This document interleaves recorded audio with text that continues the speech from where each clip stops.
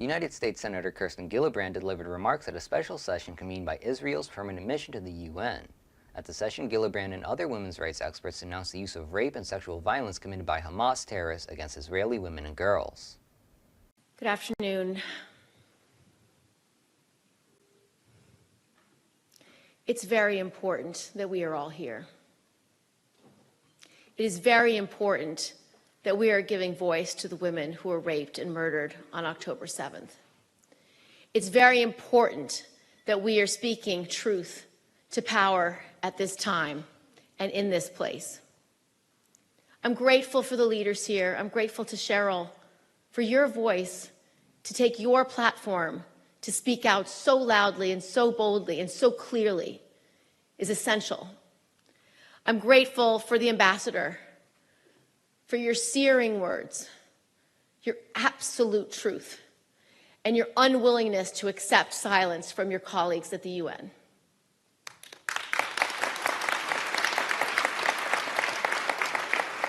I want to thank Sheila and for the National Council of Jewish Women for standing so firm, for refusing to be silenced in this moment, and to bring the world community to bear.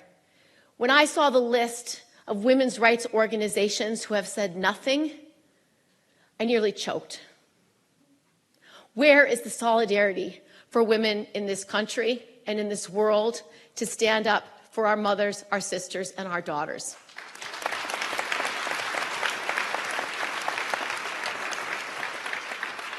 The horrific acts committed on October 7th by Hamas are truly indescribable. I've seen much of the raw footage. It takes your breath away in the sheer level of evil it depicts.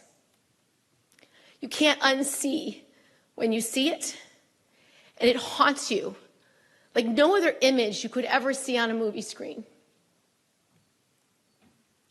The barbaric acts are acts beyond what we have seen from ISIS, Al-Qaeda, other horrific terrorist organizations around the globe. Witnessing people trying to behead people through many means is disgusting.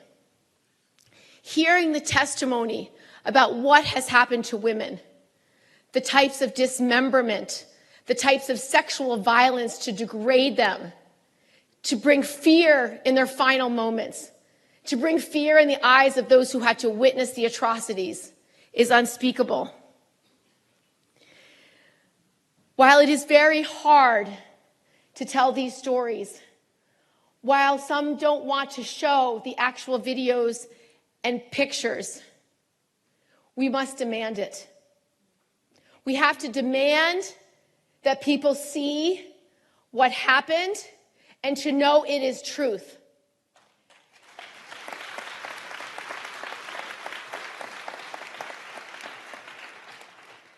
We collectively must ensure that the world knows the heinous, horrific, barbaric nature of Hamas's actions.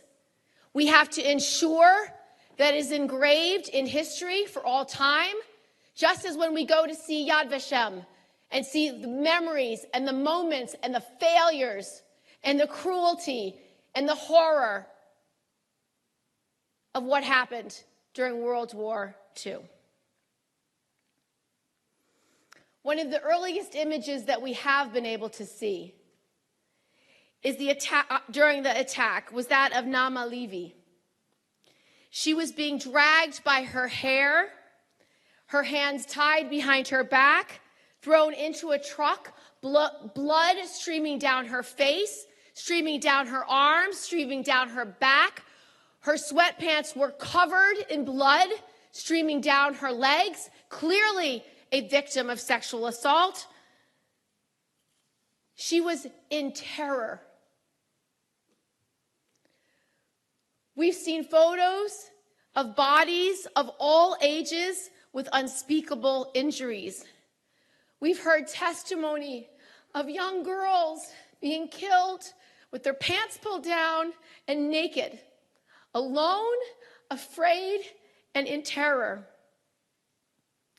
The mountain of evidence, forensic examinations, eyewitness testimonies from survivors and paramedics, video footage from Hamas itself, the words of Hamas declaring victory about the 10 people that he killed to his mother, recorded on his cell phone. It embodies a level of evil we don't see. It's hard to hear. It's hard to witness. The atrocities have evoked horror and despair.